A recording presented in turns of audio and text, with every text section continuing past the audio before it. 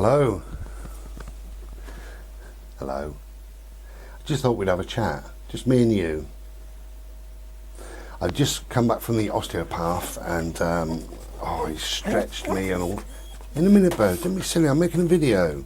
He stretched me and pulled me and poked me and prodded me. So I feel kind of drained. But I feel good, He's given me loads of exercises to do, things like that. I know there's a few little issues going on in my body, in my neck and in my shoulder, so I can do exercises before I next see him. Which is all good. Now, I just having a fag and a slurpee just while we chat. That's all it is just a chat with you. The reason why I'm doing this video, I was contacted recently by a lady who said that through no fault of her own, she lives alone, she no longer sees her family, more her choice than theirs, but she said that's the situation. But 2 years ago she moved to a new place and doesn't really know anybody, not really. And she said, my old friend Bry, how sweet, said, I love watching your videos. It's like watching my old friend Bry. So hello darling, you know who you are. You do know who you are. And it got me to thinking that sometimes we're friends, but we are friends who've never met. Sometimes we're friends who can't meet for a big divide of whatever, you know, probably miles or continents or something like that. And it's amazing the reach that these videos have. You know, I had a message from Germany and one from California, so it goes around, it certainly moves around. But in this day and age now, we can still be friends without meeting. We don't need to physically meet anymore. But I wanted to make this video in particular for those who are going through a bit of a difficult time, for those that are struggling at the moment, those that just need a friend. I'll be your friend while we chat. I'll be your friend for a lot longer really, but so yeah, for those people, I just thought I'd chat. For those people, and anybody else who just wants to sit and listen really. Cheers.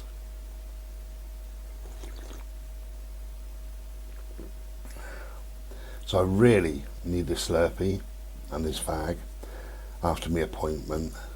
I really do. So for those people that are going through a difficult time, whatever that difficult time is, just a few words of mine really. If you're going through health concerns, try to remember a time, just sit quietly, try to remember a time when you were much better in your health. And focus on that time, and that is where you want to get back to. But if you can get back to it in your minds, okay, not physically, but in your minds, then you start to feel much better about yourself, I believe. And it gives you a goal, it gives you a purpose, and it gives you a focus. That is my health, that is where I was, that is where I'd like to get back to, or towards that. You don't have to sort of force yourself.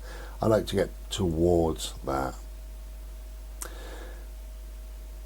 If you're struggling with mental health or anxiety or some form of depression or whatever, the most important thing to remember is this too shall pass. It's got me through 58 years. This too shall pass. We don't think it's going to pass. We feel absolutely awful. We think that's it now forever. But this too shall pass. This too shall pass. Just remember that and keep that at the forefront of your mind if you can, when you can. Because it will pass. And it's important to remember that whatever you've been going through in your life, your success rate of dealing with that is 100%. And that's phenomenal, isn't it? Obviously it's 100% because you're still here. And you will survive this bout of anxiety, depression, even if it's loneliness, like my friend or whatever. You know, you may feel lonely today, but then maybe this afternoon you might not. Somebody might walk into your life, or something might happen, or you might watch this video and might feel a bit better about yourself, or something might happen. This too shall pass. It's really important to remember that. If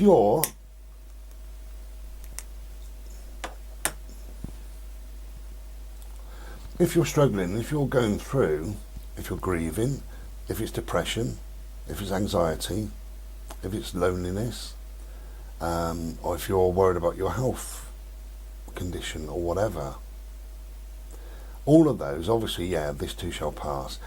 Now, it's really important what you tell your brain. I've learnt this over the years. It is so important. Let's deal with anxiety, okay, out of all of them. It could be any of them, because it's applicable to all of them, but anxiety. If you're an anxious person, I guarantee that you have said, you've implanted into your brain the words either anxious or anxiety. I guarantee that you've put that into your own mind 10 times today, 20 maybe. And you've told your brain, I'm going to be anxious soon. I'm waiting for the anxiety to kick in. Look at the anxiety. Here I go, I'm starting to feel anxious. Here's my anxiety now. This is how anxious I feel. I feel so anxious. Anxious. How many times a day do you say that? How many times a day do you put that message into your brain? Soon I will feel anxious. I'm waiting for anxiety. You do it over and over and over again. So the brain responds. Oh, you want to feel anxious? You want to feel some anxiety? Okay. Here you go. And then you start to feel a bit jittery, and you can feel it coming on. And as you start to feel jittery and it starts to come on, you then say to yourself, oh, I'm starting to feel really anxious. Oh, anxious, anxiety. You use that word again, anxiety. It's getting worse. My anxiety is getting worse. And you may tell somebody, my anxiety is through the roof today. You know, you may get through the day, and at night you might tell somebody that, oh, my anxiety was terrible today. And you use the word anxious and anxiety. You force feed your brain those words again and again and again. How many times do you type it? How many times do you write an email to a friend? I'm doing okay, apart from and then you start anxiety. My anxiety, I was really anxious yesterday. Anxiety, anxious.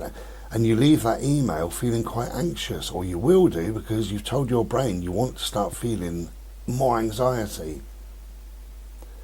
Or you watch a video and you leave a comment, nice video, it got rid of my anxiety for an hour. Anxiety. Do you see what I mean? So the more you tell your brain, the more your brain will respond. It's got no choice. It's got no choice at all. And if you're ill or in pain, take pain for instance. I have pretty much constant pain. It's just there. It's just one of those things. I can't do a lot about it. I'm trying. Can't do a lot about it. But I could wake up and think, how's my pain today? How are my pain levels? Oh, I'm in a little bit of pain. I take my pain meds. Pain. Then I'll sit here and somebody a phone, how are you? Pain. Or I send an email, I'm alright apart from my pain. I've got pain. Look at my pain. And your brain responds to that and it starts searching for this pain. You're telling yourself, I'm in pain. Of course you're in pain. So maybe we should have a day off. Maybe tomorrow we should go through the whole day, those of us in pain, without mentioning the word pain at all. Not to ourselves, not to anybody else. Don't write it in an email or a text. Don't leave it under a comment, under a video. Don't use the word pain for the complete day. And when you're laid in bed at night, see how you feel. Doesn't matter about the pain, whether you're in pain or not, but see how you feel. You might have a dull ache. You might have a real strong ache. It may be very difficult to move your legs. You may feel a pinching, a pulling sensation, a thudding sensation, whatever. But don't use the word pain. And if you're anxious, don't use the word anxious for the day. Don't use anxiety. Don't use that for the whole of the day. And it can be with anything at all. The more you're going to tell yourself something, then the more it comes true. The brain provides what you want it to. That's the truth. Years ago, I went for an interview, and it was to go, my pay grade, say, was there, and I could have gone to a pay grade that was there, and I decided to go for a job, for an interview, that the pay grade was there. God, I was nervous and all the rest of it, as you can imagine. But I did a lot of research. I understood what I wanted to say, what I wanted to get across in the interview and everything else. I arrived at the place, the car park, about 25 minutes or so early. I always get there 10 minutes early, always. But I was about 25 minutes early. And I spent some time doing gentle circular breathing. So you just breathe in for 4 or 5 seconds. You hold it 4 or 5 seconds. You breathe out 4 or 5 seconds. And it's very peaceful, very calming, very relaxing. And you just do that. It's amazing. The minutes just drift away from you. Just drift away from you.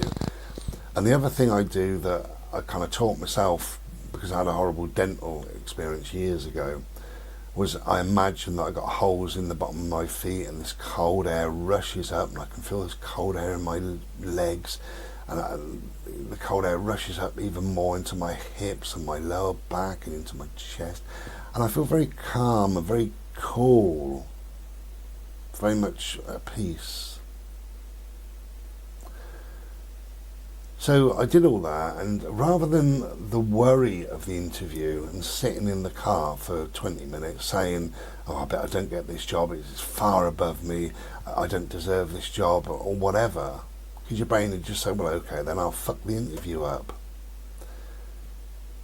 And I knew that that's what could happen. So I chose my words in my head carefully, and I said, I will get this. I am deserving of this. I am worthy. I am worthy. I will do my absolute best through this interview. Absolute best.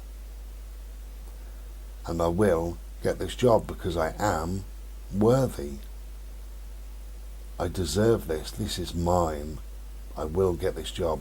And I just said that as I'm doing this circular breathing, I was saying all this stuff to myself.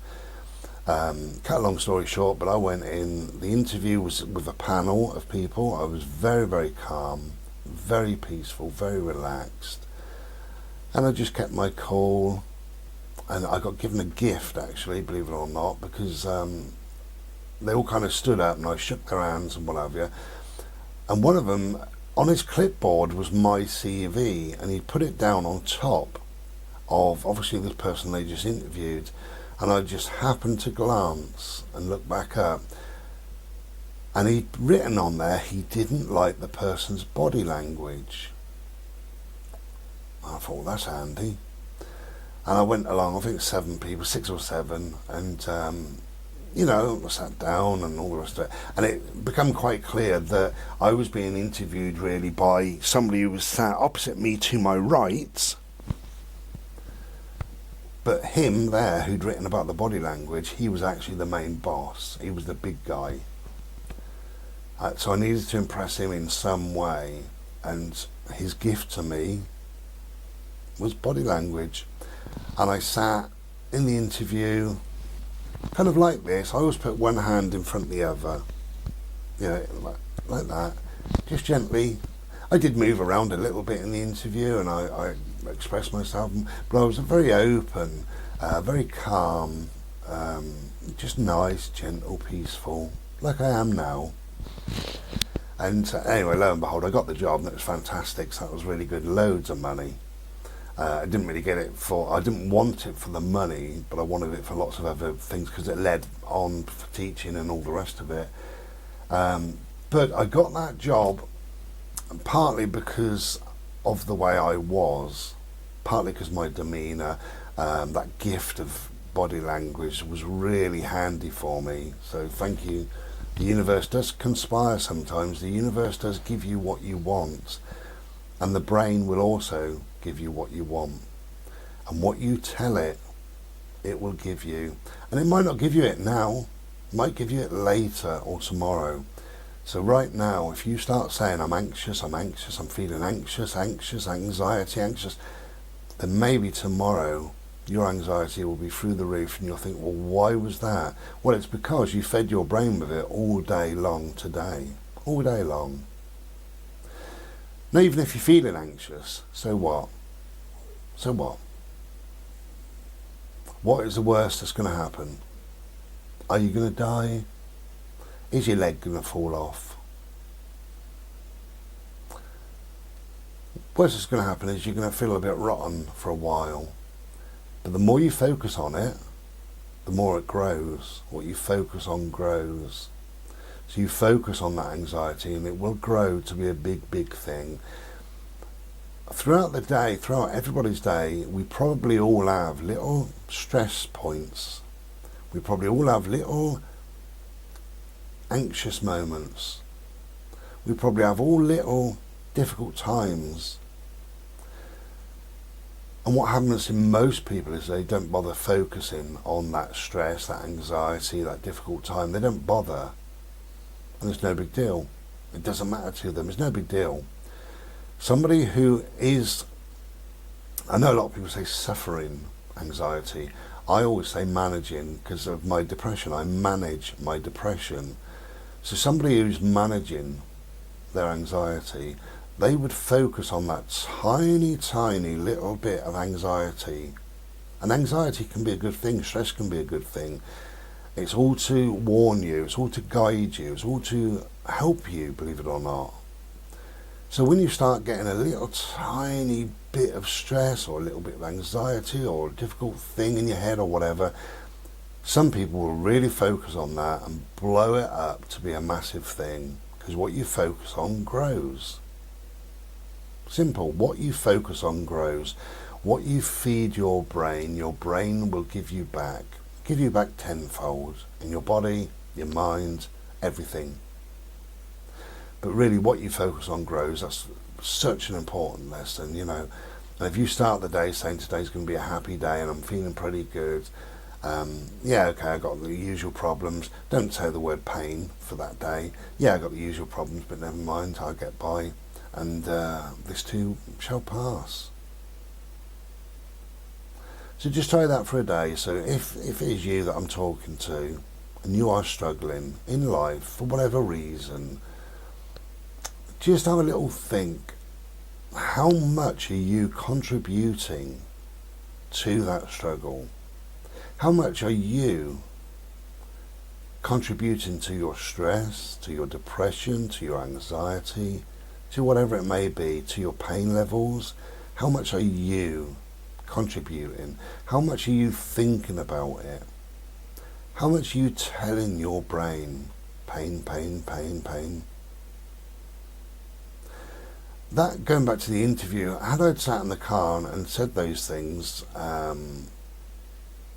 you know, which was the truth of what I was feeling, but I wouldn't tell myself. Had I said I don't really deserve this job, there'll be somebody more worthy than me, I don't think I'll get it, I think I'll fuck the interview up, I would have went in there and my brain would have given me all of that. I would have fucked the interview up. I wouldn't have got the job. Somebody else would have got it, probably somebody more deserving, who knows.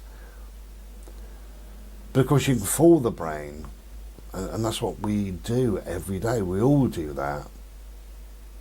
We have difficult situations, difficult scenarios to deal with, and it could be all sorts. It could be a difficult phone call, could be whatever. And we say, this will be all right. And then you do it, and you say to yourself, well, actually, it wasn't that bad, And it's when you step out of your comfort zone, it's never that bad. It's never as bad as we think it's going to be. Never. I've had a number of interviews that I've been not dreading, but I've been quite concerned about. And when I come back from that, somebody says, how was the interview? I say, actually, it wasn't as bad as I thought, And it's always the way. It's not as bad as you think. And a little bit of stress or a little bit of anxiety or whatever, it just keeps you on your toes. It just keeps you extra alert. So maybe a little bit of anxiety or a little bit of stress or a little bit of worry or concern or trepidation when that pops in, maybe that's a good thing, because it just keeps you slightly more aware, slightly more awake, slightly more alert. So maybe things are not as bad as we think they are. But the more we concentrate on whatever we assume is bad in our life, the more it's going to happen. I'm not great at public speaking, but I've had to do it. I've been a teacher and all the rest of it, so I've had to do it, and it's got easier over the years. But I'm not great at it. I don't like it. I don't enjoy it. But I've always told myself, this will go okay. This will be pretty good, and I won't really worry about it. Now, one of my nephews, I don't know how he is now, because I don't really speak to anybody much in the family at all, really. But one of my nephews got a new job a little while ago, and I was just helping him gently on the phone, because he goes very red in the face. He gets very embarrassed, blushes, when he talks to bosses and stuff like that. But he was offered a job, much higher grade, pay grade and all the rest of it. However, that job meant that every morning he has to hold a meeting, a little team meeting with 10 or 20 people. And I said to him, in time it will get easier. Yeah, the first morning, you might feel awkward. And I said to him, pick somebody and look at their ear, because when you look at somebody's ear, they don't know whether you're looking at them in the eye or the ear. Because when you look at somebody right in the eyes, it can be a little bit, you're waiting for somebody to blink or look away or whatever. But look at somebody in their ear, just the top of their ear, and they don't know the difference. And what you do, you then defocus everything else, so it's not too important. And he said about it, I go red, I blush, and I said, so what? Number one, 90% of people don't notice, probably 99% of people really. They don't want to be there, they don't want this meeting, they just want to crack on with work. So they're just going to stand and listen to you. What have you got to do? Yeah, blah, blah, blah, okay, cheers, and off they go and they do it. They're not going to look at you. They're not interested, really, And if you go red, if you blush, what is the worst thing that's going to happen? Is your leg going to fall off? Right, what's going to happen is your skin will colour and then it'll go back to normal. Big deal. No problem. Doesn't matter. But he said, I know I'm going to go red, and I just know I am, and as soon as I stand up, I know it. And I said, yeah, but you're telling yourself, I'm going to go red, I'm going to go red, I'm going to go red. My time to stand up, I'm going to go really red, I'm going to go ever so red, and I stand up, and I go ever so red. So you're telling yourself, I want to go red. I really do. I want to go so red, everybody can see it from miles around. And even if they did, so what? And I said, just defocus your mind. You don't need all that. You're not going to go red. You're not going to be embarrassed. Why would you be embarrassed? You stood up in front of your work colleagues talking about something you know about. When you talk about something you don't know about, that can be embarrassing, especially if a question is thrown at you. So know what you're talking about. And I said to him, if you write it down, you can just look at your notes anyway. Nobody's going to see your face. You're looking down. But don't say, I'm going to go red, I'm going to go red, I'm going to go red, and then go there and go red. Of course you're going to go red. So I said, flip it, turn it around. I've done this before. I've managed this before. I can do this. I can do this without being embarrassed. I know my job. I know myself. I've got my guidelines, my notes. I won't be embarrassed. I'm the boss. I'm on extra money. I'm not going to be embarrassed. And then stand up and do your job. 5 minutes and you're done. And the more you do that, the easier it becomes. But even if you go red, this too shall pass. A little flush, colour the skin, and it disappears. So what? No big deal. Don't worry about it. Let it go. What you focus on grows.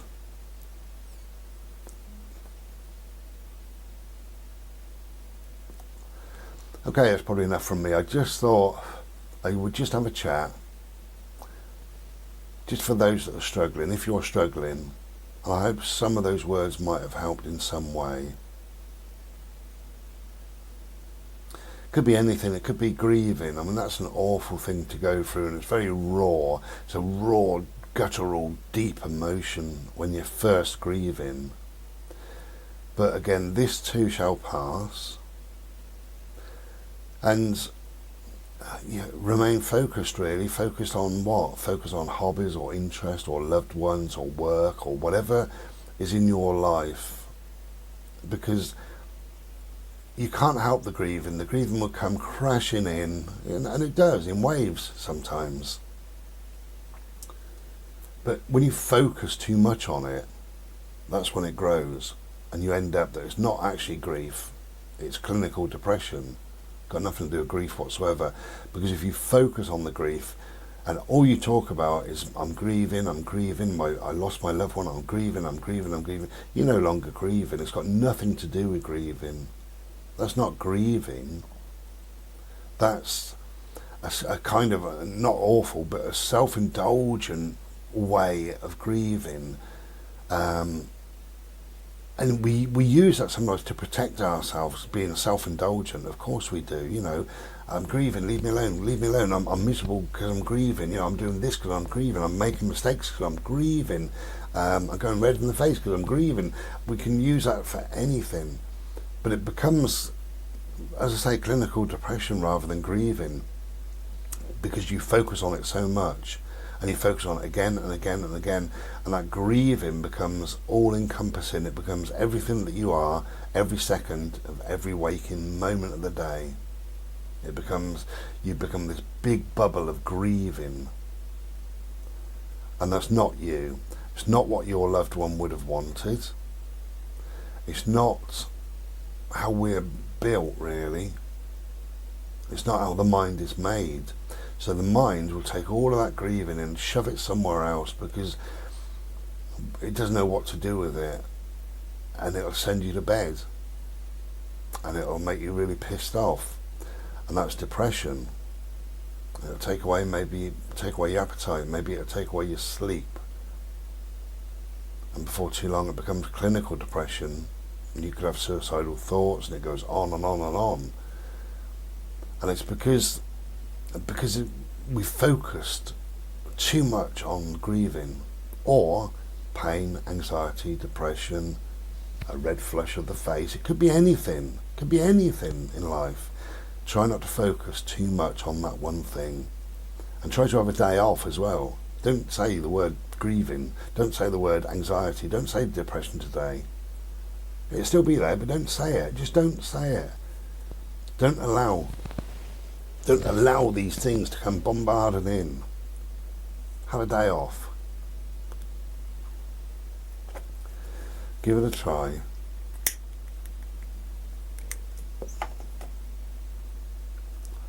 Now, of course, I could be sat here just talking a lot of rubbish. However, it's fact that I got that interview because I told myself I'm going to get that interview. I calmed my whole system down. That cool feeling through my feet, the circular breathing, and telling myself I am worthy, I will get this job, and I did. And I've been through grieving a number of times, so I know a little bit about that. I've had double depression on top of my dysthymia, which is a long-term depression. Hello. Well, I think the camera died. It had enough of me talking, really, so we'll end it there. But I hope some of these words have helped, really. If you're struggling, you're only struggling for a time of your life, for a period, for a minute, for a day, for a week, for a month, whatever it may be. If you're grieving, you're only grieving for a month or two, perhaps. If it's anxiety, it may be a moment, or 1 minute, or 1.5 minutes. If it's depression, it may only last 2 weeks. This too shall pass. But the more you focus on something, the bigger it gets. Anyway, try not to worry about things. Let things go. Let things go out your head. Try not to focus too much on things. And try to have a day off. Try to have a day off of whatever. You are allowed, even grieving, you're allowed to laugh, you're allowed to smile, you're allowed to have a day off. And if it's anxiety, depression, whatever, have a day off. If it's pain, do what you do in the morning, take all your pain meds, do your stretching, do some yoga, do whatever, and try and have the day off. Try and allow yourself that time. You know, put some great music on that you like, or watch a film, or whatever. Stay indoors, stay in the warm, read a nice book, go to bed early, cook a meal, have a takeaway. Treat yourself. We all deserve a treat. Take good care of yourselves. If you don't, nobody else will. Take care and be well. Ta-ra.